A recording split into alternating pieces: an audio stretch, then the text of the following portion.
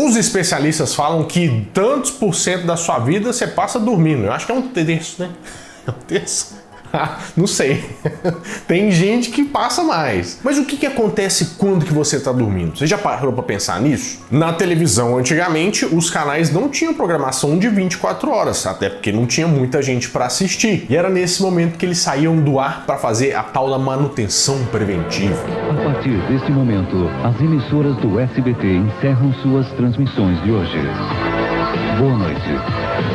Mas só que depois eles queriam pôr mais anúncios e perceberam que era uma grande oportunidade e começaram a fazer uma programação de madrugada. Só que nem só de Cineband Privé vive o homem, né? E tinha muitas coisas que você não viu, mas que passaram na madrugada nos anos 80, 90 e 2000 na televisão aberta. E é disso que nós vamos falar hoje. É hoje no Nerd Show.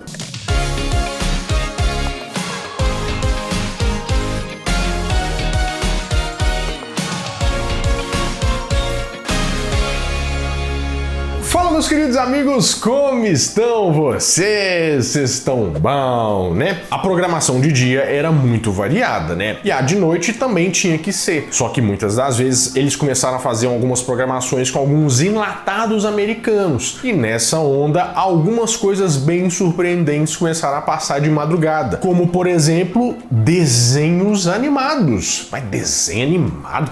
Passar de madrugada? As crianças tudo dormindo? Mais ou menos, né? A ideia de passar desenho de madrugada também era para que os pais das crianças que ficavam recém-nascidas ou ficar lá enchendo o saco, não dormia nem a pau, pudesse ter um tipo de entretenimento enquanto esperavam os menininhos voltar a dormir, né? Se você pensar, é bem lógico. E é bem por isso que eles colocaram na programação um desenho de 2001 que começou a passar no Brasil em 2005, que era bem politicamente incorreto, que era Os Oblongs. Você lembra desse desenho? Você conhece ele? Oblongs, down in the valley where a chemical spill came from the people living up on a hill. Esse desenho aí, no mínimo, como é que eu vou dizer? Cancelável, né? Começou a passar no SBT aqui em 2005 e ele foi baseado em um livro que se chama Creepy Susie and the 13 Other Tragic Tales for Troubled Children, ou seja, versão brasileira, a Suzy Estranhona e as 13 outras trágicas histórias para crianças problemáticas. É um nome assim, vamos dizer que Camões não aprovaria, né? Meio longo. Bom, mas em 2001 veio a série baseada no livro Sobre os Olhos Atentos da Warner Bros. Studios Productions, que cancelou no mesmo ano, né? Em 2001 veio, 2001 foi embora. É um 2001 Odisseia no Espaço. Esse desenho é pouco conhecido pelo público em geral, assim, porque ele passou no horário meio cavernoso, né? Pegando aquela ideia do Adult Swim, que passa nos Estados Unidos uns desenhos mais adultos na programação de madrugada. O Cartoon Network faz isso. Que era basicamente a história de uma família que morava perto de um pântano que ele era meio radioativo, assim, sabe? Todo mundo tinha algumas, vamos dizer, algumas diferenças físicas, né? E o desenho ele trata muito esse contraste de social do pessoal mais pobre, do pessoal mais rico, e faz várias. É aquele desenho que dá uma cutucada, né? Mas não cutucou tanto assim não, porque foi cancelado. Me fala aí se por acaso você lembra dos Oblongs. Eu não posso parar de fumar. Vou vencer essa promoção, nem que eu tenha que tragar por um buraco no meu pescoço. Essa é a minha garota. Mas eu sei de uma coisa que você podia fazer de madrugada também. Mas é o que eu tô falando aqui, seus mentes poluídas, é de você estudar e estudar uma nova língua com o primeiro aplicativo de ensino de línguas do mundo, que é a Babel. Talvez você ainda não conheça, mas vai ser muito bom você conhecer, porque a Babel é um aplicativo de ensino de idiomas, que tem lá 14 idiomas, mas não é qualquer aulinha de qualquer coisa não, tem mais de 200 especialistas prontos para te dar uma aulinha muito boa, sabe? As lições, elas são muito rápidas, coisa que você faz ali com seus 5 minutos ali, você já mata essa lição por dia. E o mais legal é que o foco do aplicativo é treinar na conversa mesmo. Você não precisa ficar aprendendo um monte de coisa que você não vai usar. É na prática, é um jeito que você aprende de uma forma muito mais natural. Além de tudo, tem também a Babel Live, que você vai fazer aulas ao vivo, que são muito legais. Tem francês, tem alemão, tem russo, então você vai poder falar bastante, porque também tem italiano. Não é o italiano das novelas das 8. Eu, por exemplo, tô falando italiano porque eu tô fazendo uma lição de italiano aqui. Por exemplo, o que eu tenho que fazer, ó? Arrivederci. Arrivederci. Mas eu... Arrivederci. É porque eu pus o som antes de responder. Você não faz isso não, você estuda direito. Aí tem o negócio do prazer aqui. Como é que fala prazer? Prazer italiano é... Grazie, eu acho que é obrigado. Então é piacere. Piacere. Piacere. Como o senhor está? Como é que o senhor está? É buongiorno é bom dia. Então deve ser como está, mas parece espanhol mesmo. Eu acho que é como está. Como está? Como está? Meio International Superstar. Começou! Não é isso? Então clique no meu link para baixar o aplicativo Babel e receba descontos exclusivos na sua assinatura. Mas você acredita que tinha um desenho que a gente assistia bastante de dia e que também passava de madrugada? E esse aqui realmente é de se espantar. Luluzinha! Luluzinha, aquela que tem o bolinho e tal, aquela turma? Pois é, passava também. Luluzinha, Luluzinha, eu conto com você, porque todos os problemas você pode resolver.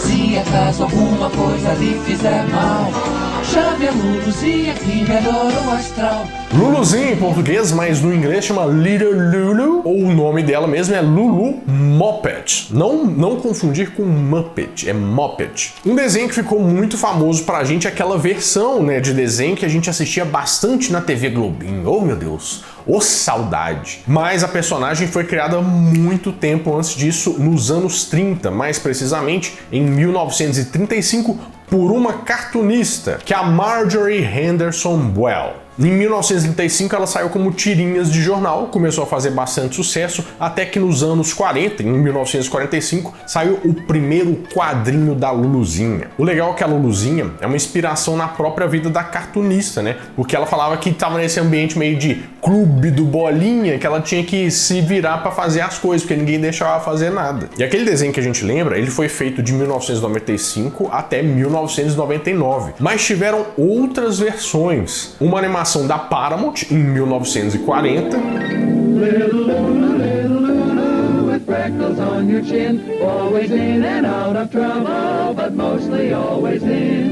E também uma versão em anime dos anos 70, que com certeza... Luluzinha! Oh!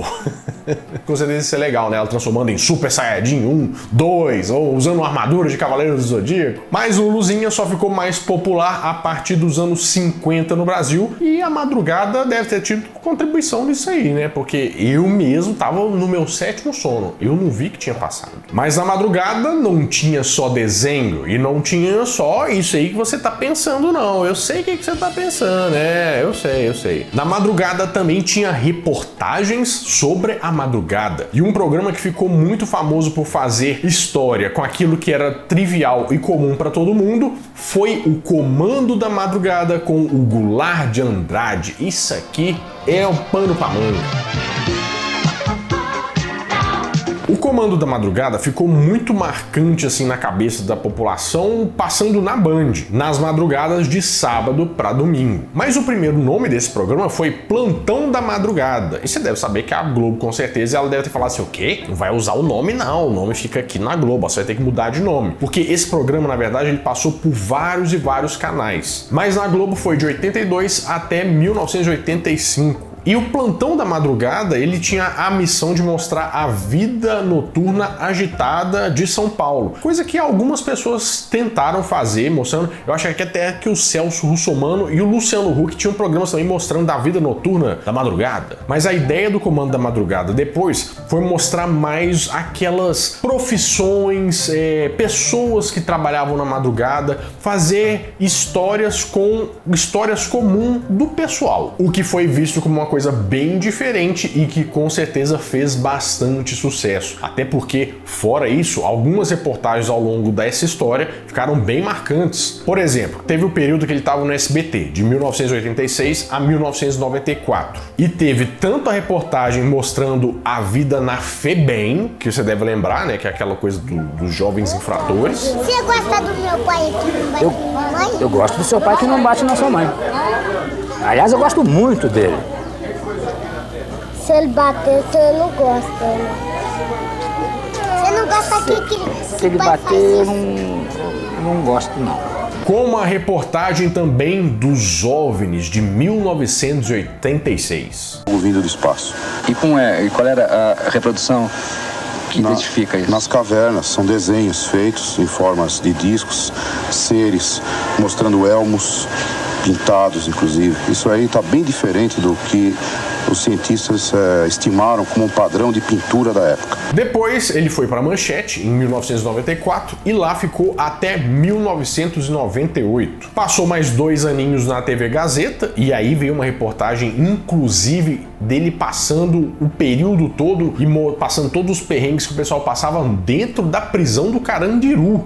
O negócio é cabuloso. Agora me explica uma coisa, um dorme aqui, o outro 2 lá em cima, é isso? 2 em cima? 2 em cima e embaixo. Às vezes dá uns 3 em cima quando tem uma situação melhor que a gente pode instalar um. Tem outra câmera para instalar aí. Ainda tem mais uma para instalar aí. Mas o programa voltou de novo para a Band em 2002 e lá ficou até 2007, onde ele mostrava também mais algumas coisas, por exemplo, do dia a dia. Como é que era o trabalho da pessoa que cremava as outras? Isso ele fez reportagem também.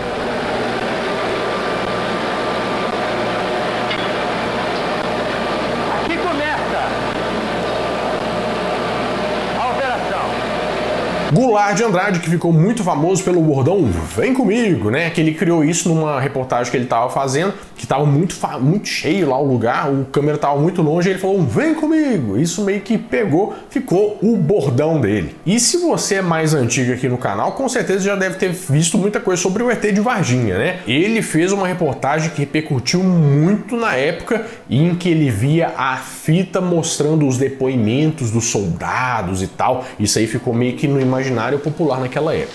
Você aguarda aí, porque eu fiz um compromisso de não mostrar. 1 ou 2? Eu vou te contar. Primeiro ou segundo? Primeiro. O que eu enxergar ali. Primeiro. Só que você não pode filmar.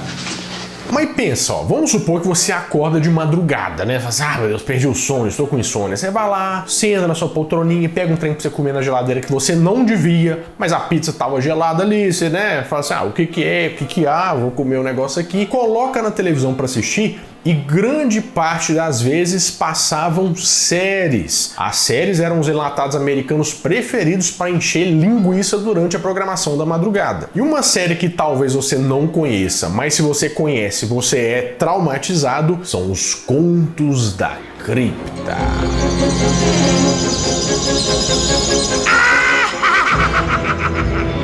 Lendas do além-túmulo. Foi uma série de terror que ficou bem famosa aqui no Brasil na TV aberta e também na TV fechada. Até porque era uma série original do HBO, que foi feita de 1989 até 1996. E isso inspirado em um quadrinho da EC Comics que tinha o mesmo nome, Contos da Cripta, que começou lá nos anos 50, né, com história de terror, mas o temperinho especial do Contos da Cripta é que as histórias eram meio pesadas, sabe? Tinha umas histórias de terror mais pesadinha assim, um mamilo, né, umas coisas escapando assim, né, umas coisas menores para 18 anos é proibido. Ou seja, como a série seguia a ideia da revistinha, era considerado inapropriado para o horário nobre. Mas esse programa foi um também que passou por diversos canais e diversos horários, né? Na Band passou em 1996, passou no SBT e a Globo também passou. Olha só que coisa. Era um sucesso porque veio da TV a cabo e não tinha tanto essas coisas das amarras da televisão aberta, sabe? De poder pesar a mão um pouquinho nas coisas. E quando a gente vê que a coisa ela é menos preocupada em ser quadradinha para fazer publicidade, normalmente a gente gosta mais, né? E apesar de ter uma cara meio trash, ou você lembrar com uma coisa meio lado B da televisão, tipo meio que Zé do Caixão, sabe? Aquele cine trash. Vários atores famosos de Hollywood participaram, assim como também diretores muito famosos, como por exemplo o Robert Zemeckis, que é o diretor do De Volta para o Futuro. Teve Anthony Hopkins, Michael J. Fox, Demi Moore e até Arnold Schwarzenegger, para você ver que isso realmente fez bastante sucesso. Até porque as revistinhas eram lidas por várias pessoas bem famosas que se tornaram diretores, o Robert Zemeckis, o Steven Spielberg. Mas me conta aí também se você tinha medo do Guardião da Cripta, aquele aqui, a caveirinha ali. O Ed que me perdoe do Iron Maiden, mas esse aí dava mais medo. Eu sou o Guardião da Cripta e vou apresentar aqui na Band Histórias Nojentas. de arrepiar. Uma seleção do que há de pior em contos de horror.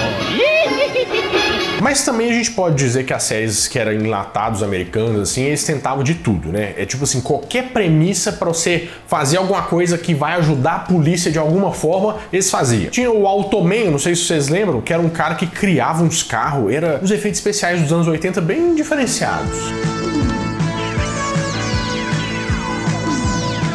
Parece estranho? Parece bastante estranho. Mas só que tinha também uma série que eu vou dizer que virou minha série favorita, porque eu não conhecia. Mas ela se chama Manimal, de 1983.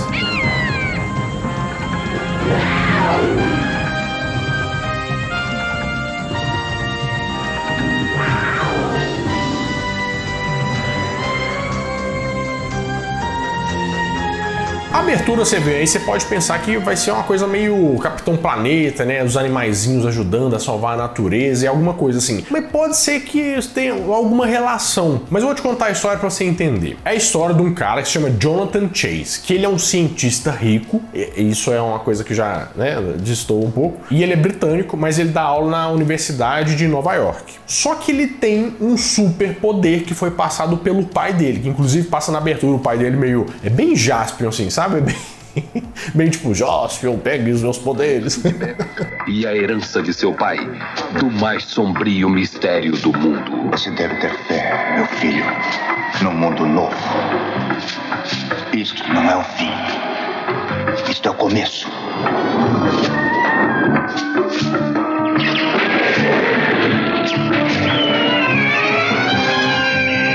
Que o poder que o pai dele passou pra ele é ele poder se transformar em qualquer animal que ele quiser.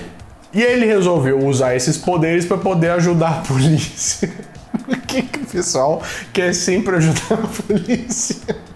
Eu não entendo isso. Foram só 8 episódios, mas o suficiente para as transformações dele em animais traumatizarem toda uma geração. Olha isso aqui, eles transformando num pombo ou numa águia. Eu não sei, eu fiquei na dúvida.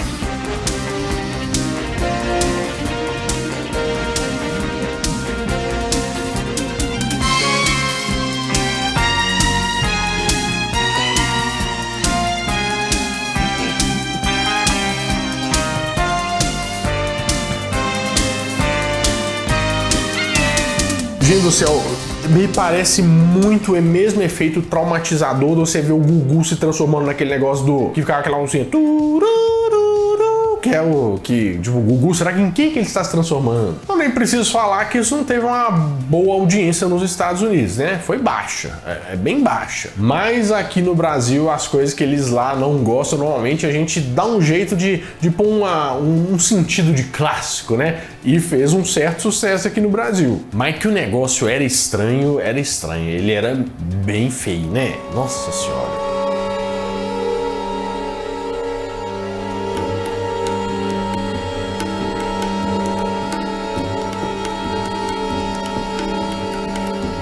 Coisa horrorosa! Mas é engraçado também como normalmente a gente vê algumas coisas que a gente está acostumado hoje e não sabe que tiveram versões bem antigas. Isso acontece com um filme que a gente gosta bastante desde 1996, quando ele tá por aí, né? Que é a franquia Missão Impossível.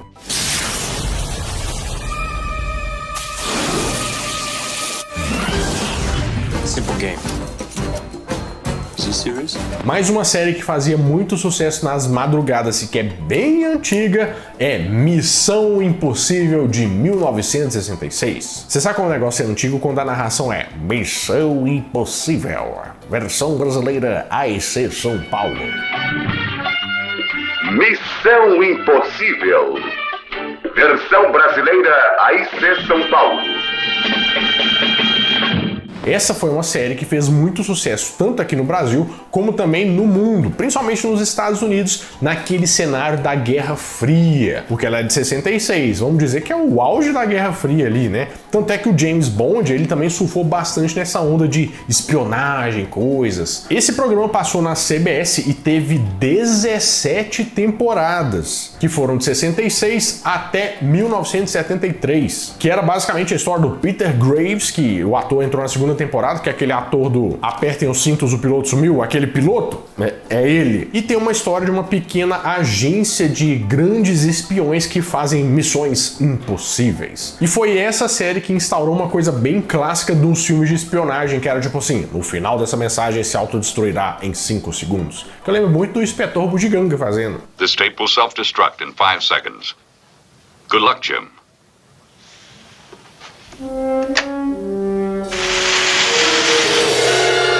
Foi uma série que foi bem aceita, principalmente que ela tinha uma produção e uma filmagem meio cinematográfica, né? Para uma série que passava na televisão. Depois ela foi até revivida em 1988, mas o que veio depois mesmo foi a franquia a partir de 1996 com Tom Cruise, que realmente fez história no cinema e tá fazendo até hoje.